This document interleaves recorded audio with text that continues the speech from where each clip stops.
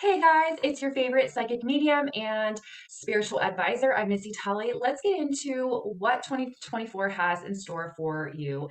And let me start off by saying that 2024 is the year of the dragon, which is going to bring us luck, wealth, power, and a lot of opportunities for growth and renewal. But it's also going to bring in quite a few challenges and conflicts. So emphasize on how you can forgive people and find peaceful resolutions this year, because this is going to be one of those years where, as we progress into the new year, things might get a lot hotter and heated, and we really want to maintain our cool. We don't want to spit fire at anyone. That may not be necessary. Okay, we don't want to have any of that awful backlash as well. But let's get into January 20th all the way to September 1st, where Pluto actually goes into Aquarius. Now, Pluto has been in Capricorn since 2008, so the last 16 years or so, and it's been a lot of really hard work.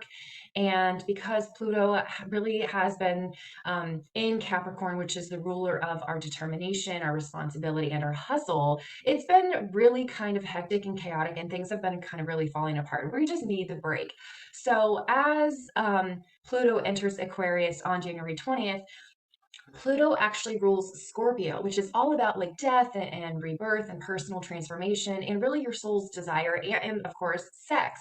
So when Pluto, if we look at it, Pluto rules the economy and global markets and the way we define health. And while Capricorn is very, very much about traditional ideas and principles and stability and structure and rules, Aquarius represents individuality, independence, innovation, and progression, as well as rebellion, right? And so, because Aquarius is ruled by Uranus, Uranus represents all of the above: rebellion, risk taking, organizational changes. That means no more sticking to the laws and the rules and the regime that society says is okay or normal or what we have to abide by. That is about to change. So, what does that mean for you?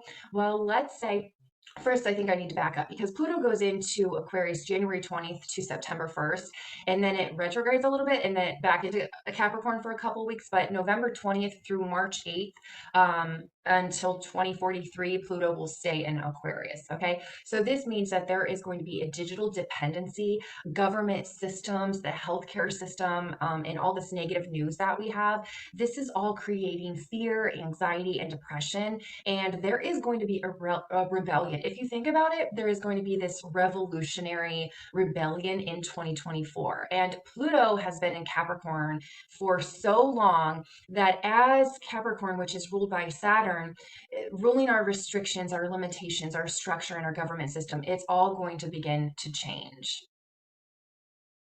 So there are a couple of dates where we have some lunar eclipses that might stir up some vibes that are far more intense than the average full moon's energy. And I'm talking about March 25th, we have a lunar eclipse in Cardinal Libra around 3 a.m. Eastern time.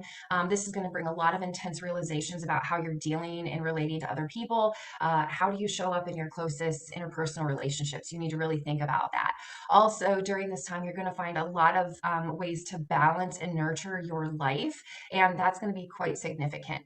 Now, the second lunar eclipse that we're going to have this year is on September 17th, where lunar eclipse is going to be in the mutable sign of Pisces, and that's going to be around 10:34 p.m. Eastern time. Now, I will say Pisces is kind of the ruler of Neptune, the planet of spirituality, dreams, illusions, delusions, yada, yada, yada. So this is going to be concerning because of how you heal your inner wounds and how you're going to explore empathy of others, really trying to tap into your imagination to share what's on your heart and to share through this artistic outlet. So try to escape reality by, coloring, being playful, enjoying things in life. It's going to really help to brighten that Pisces energy with this lunar eclipse. You're going to illuminate the more playful side of yourself. And I really think that during this lunar eclipse on September 17th, around that time, you're really going to want to, bring in that childlike, playful energy. Don't take yourself so seriously.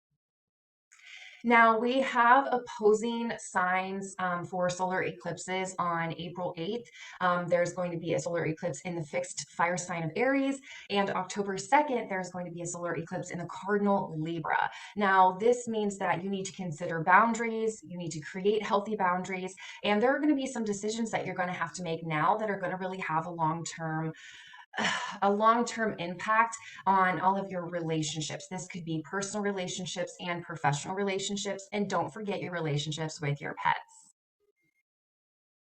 So between September 2nd and November 19th, Pluto is going to reverse retrograde back to Capricorn.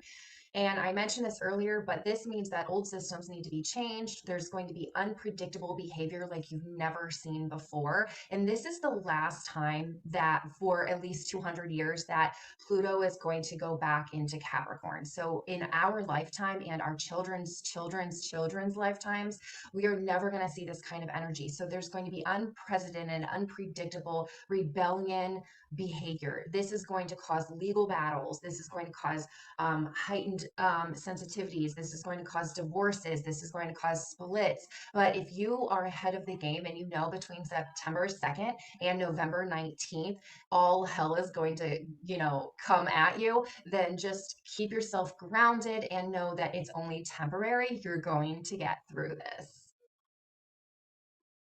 So August 4th through August 28th, there is going to be a Mercury retrograde in Virgo and Leo. Also on November 25th through December 15th, there's going to be a Mercury retrograde in Sagittarius.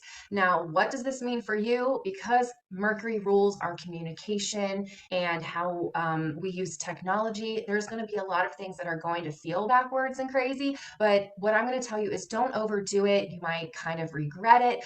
Instead of really burning yourself out with work or being on devices all the time, maybe take a digital detox, maybe try to use your words a little more slowly, really try to figure yourself out and how you're going to communicate with people. Really try to be playful and have some fun during these two Mercury retrogrades. I don't feel that they're really going to be that bad, but maybe you can take a paint class or go roller skating or try some new foods just to add some flair and flavor into these Mercury retrogrades just to help ease you through it. But this year in 2024, I don't really think that they're going to be that bad. So don't get your panties in a twist.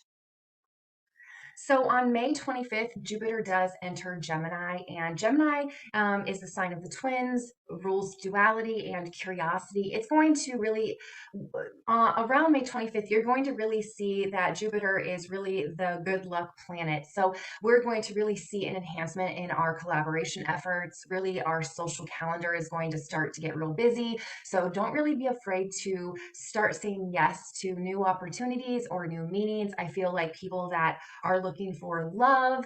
You're going to be meeting some really interesting, colorful, flavorable people, and don't be afraid to try. Don't be afraid to try something new. Hey, Cancerians out there, we all know that your planet, the moon, rules our emotional needs, our friends and families' needs, and our feelings. So one thing I can tell you is when Pluto reverses back into retrograde, back into Capricorn, which is your opposition. September 2nd to November 19th is going to be a real mind-blowing experience for you because you're going to have to figure out how to use your resources to help family out. You might have to be that person that's taking charge but not really getting the credit for anything, and that's going to have to be okay with you.